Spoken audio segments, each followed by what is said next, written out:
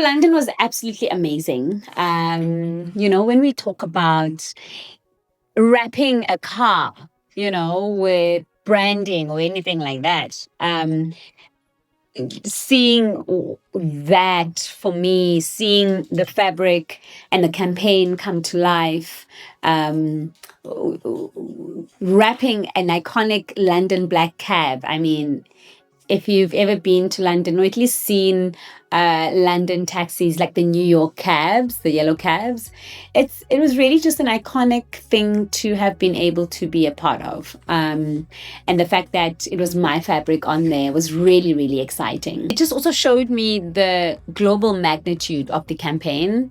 I also got to do some really exciting stuff in the back of my cab. Get your mind out the gutter. I had a conversation with two really amazing individuals. One, the High Commissioner in South Africa from the UK, and Anthony Phillipson, who is an old-time friend of the Global Fund, but also this year co-hosting the Global Fund 8 replenishment in a couple of weeks. And so having a conversation with him about how far we've come, with the partnership, and how the UK is the third largest donor to the replenishment, and they've been there from the very beginning. And so that was really nice, having a conversation with him about that and the role of the UK in the replenishment. Then I had a conversation with our very own Minister Ronald Lamola, and him and I spoke about how similar is this fight to the fight against apartheid. And what do we need now more than ever to ramp things up? We cannot afford to lose the gains that we have made and the progress we've made. The times are not great. The economy is not economing, but people's lives still needs to be saved. And so how do you juggle all of that? And so, but we ended both conversations on high notes. We're looking forward to the 21st, 22nd of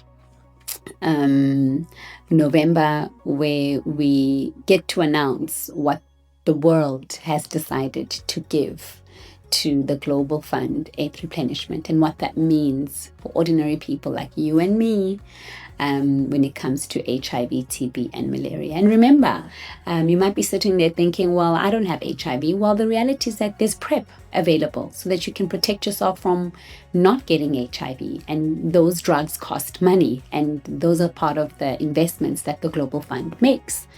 We could sit here and be all holier than thou about how this could never affect me.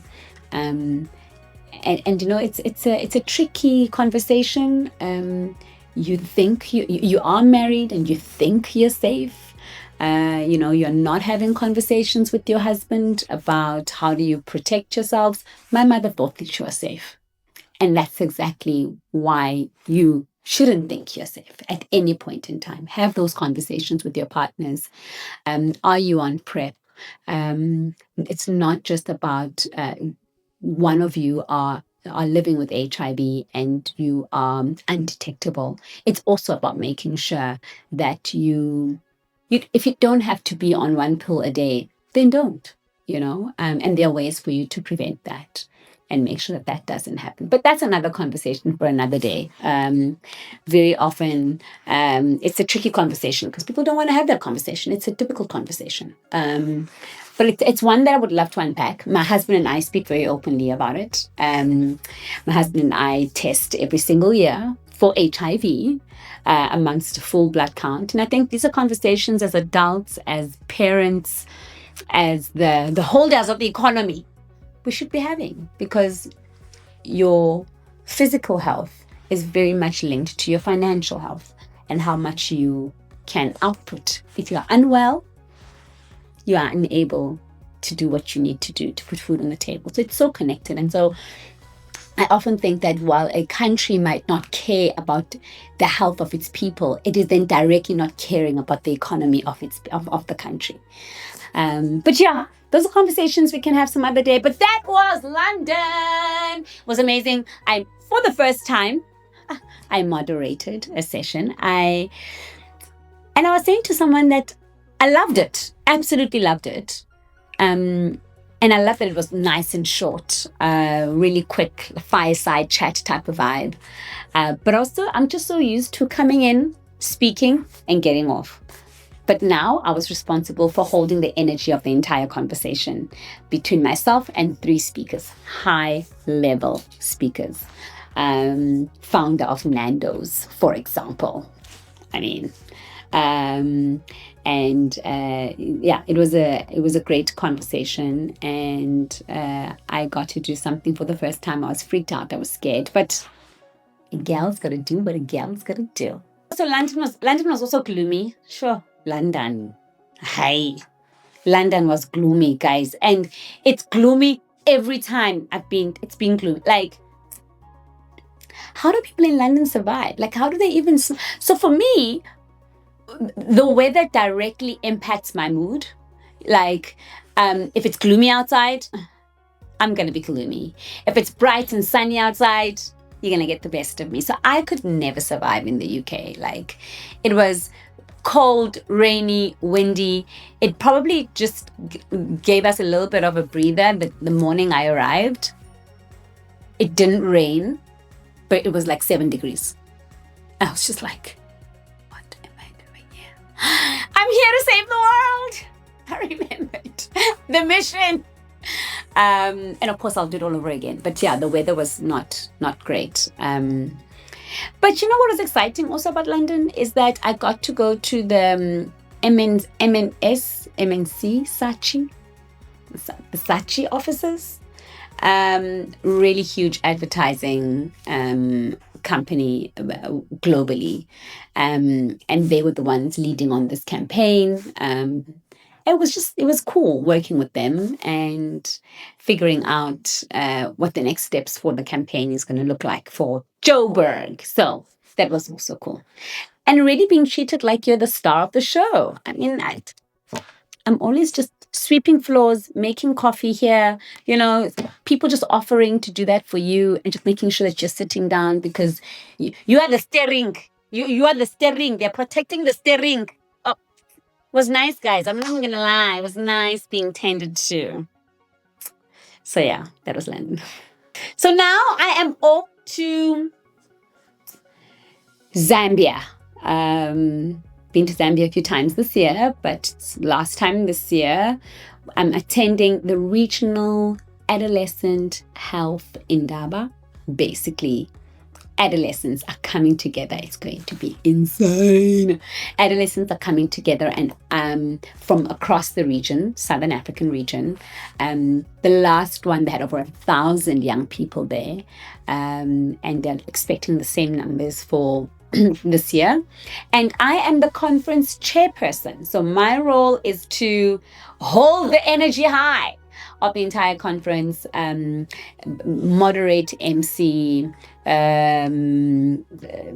speak to the dignitaries, make sure that they're fine. And, so it's going to be fun and games for the next 2 days. But what's most exciting about Zambia for me right now is the fact that another full circle moment, because now I get to take along 2 young people with me. And they just reminded me how excited I was when I went on my first international trip, all the questions I asked. We had a briefing last night, just briefing them. And there's so much you can take for granted, right? If you're an international traveler and you do it every other month, but we're just really wanting to know, so what's the process? Okay, so we need our passports. Okay, so then and so we will check in. Okay, so your bag, make sure it doesn't weigh more than, how am I going to weigh my bag? Well, these are the things we figure it out at the airport. We open our bags, we're always swapping and chopping and changing and making sure that these are things that we take for granted. Then make sure that you don't pack over 100 mils if you want this stuff. Like, it's all these small things that they were so worried about, and of course in the greatest of ways, right? It was just so cute. And they're gonna be speaking. I made sure that they are speaking. They're moderating. They're nervous. I'm happy for them. I think one of the best thank yous I could ever get is seeing young people come out of their shell, them doing stuff that they never thought they would ever be able to do. It's me seeing in them what they didn't see in themselves, which is really what people saw in me, all those many years ago. And so I've been doing it a lot of it this year. I've been pushing, begging, hounding spaces to make sure that young men and young women are in the rooms that they're supposed to be in. And this is the first time we're pushing for the international stage, and not just for attendance, but for participation on stage. So yeah, I'm proud. I'm proud that I've managed to build a career where if I recommend someone to go and speak somewhere, that recommendation is taken seriously. That says to me, people trust me. They trust the work that I do, and they trust that if I work with a particular young person and I recommend them, that young person is pure gold. It just makes me feel like I've done something right. So that's where I'm going today, Zambia. Yeah,